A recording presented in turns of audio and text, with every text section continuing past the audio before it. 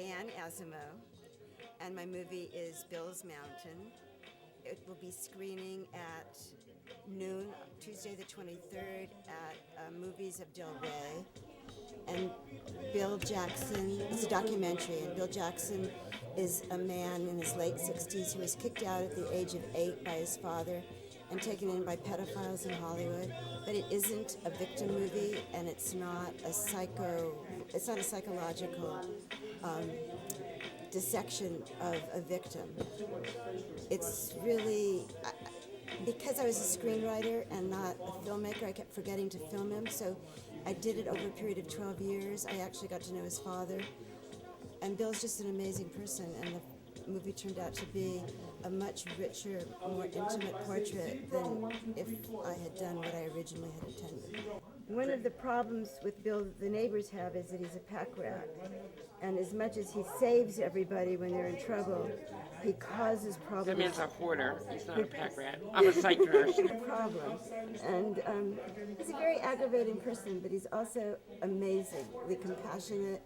And the movie showed at a Buddhist film festival in Bangkok for Buddhist monks and nuns who had never seen an American like this. He's a Bill that really interests me is he's a very out front, elderly gay man who had been a hustler after when he was in his beautiful youth. And I just haven't seen very many movies about sort of real aging of gay men. I'm from Hollywood, so there's a lot of focus on beauty. So I would imagine a lot of the issues are the same as for women. So, like, how does it feel to be losing your looks?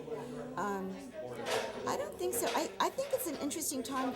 Bill is 68, and I think it's an interesting time for men to be able to, in a place like California or Miami or, I don't know, Chicago, whatever, to be yourself. And you don't have to, Bill was never closeted because that's not his personality. But I think if I were going to make a movie about older gay men, I would talk to them about how they felt young, what they had imagined their lives to be like, how in fact their lives turned out. And I have a gay son, and he and his partner and my little granddaughters just bought a house that belonged to a man who was gay who died in his late 80s.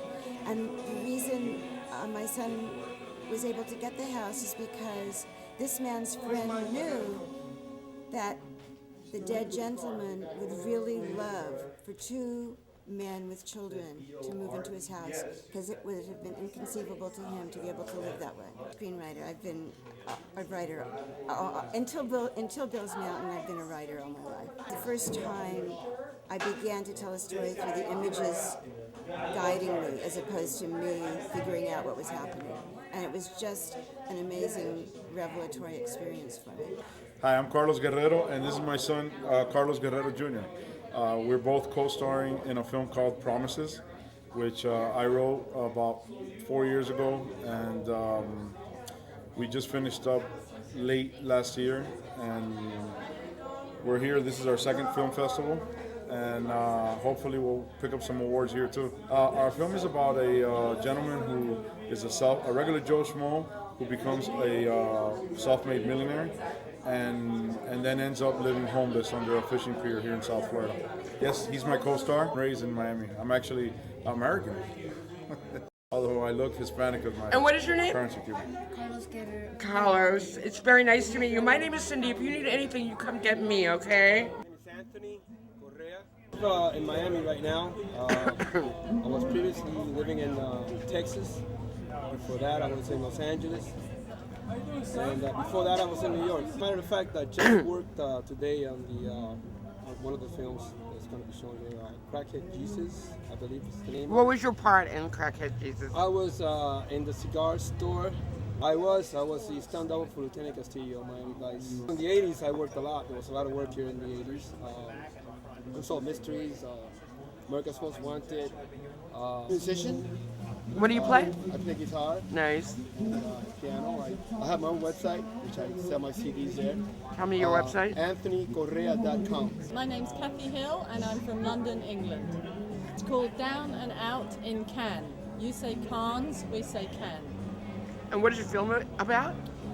It's about two alcoholic expats, that means expatriates, living in a squat, which means an abandoned building, in Cannes in the south of France during the glamorous Cannes Film Festival. And it's their life and their story set against Cannes Film Festival. They found me. And when I met them, I knew they were. They had a story to tell, and one of them particularly wanted to tell his story, and I wanted to help him tell his story. And it turned out to be an amazing journey about healing and recovery, and just it's about helping children not walk down the paths that these guys walk down. I've made a documentary called In Search of the Muse, which is a 50-minute documentary about the Greek Muse's divine inspiration and the creative process that was shown on British TV, Channel 4, which is the arts channel. I've made a short film called 7/7 Requiem, which is a tribute to the 52 people who were killed in the London terrorist bombing of 2005. And I've made a whole bunch of other films. Yeah, us women filmmakers need to support each other, and I'm very proud that a woman won the Oscar for Best Feature Director, and hopefully the scene is changing, because as probably most people know, the number of women directors of mainstream movies has dropped from 11% to 6% since the year 2000. If your life or the life of somebody you love has been affected by child abuse, homelessness, alcoholism, addiction, or homelessness, then this film is for you. Oh, it's playing on Wednesday, this Wednesday the 24th of March at 3:15 at the Crest Theatre in downtown Del Rey, and I would love to see you there, and there'll be a Q&A with me. My website is downandoutincannes.com. It's down the word and the word, out the word, in the word. Can, the word, downandoutincannes.com. Roy Lynham. Okay, my name is Suki DeYoung. I'm from Boynton Beach, Florida. And this is my film, DEP, Department of Environmental Protection, Don't Expect Protection. And it's about how the Department of Environmental Protection in Florida is not doing its job. It's allowing FPL to build however many power plants they want and not regulating emissions. In fact, the federal EPA is having to step in because Florida is not doing a good enough job.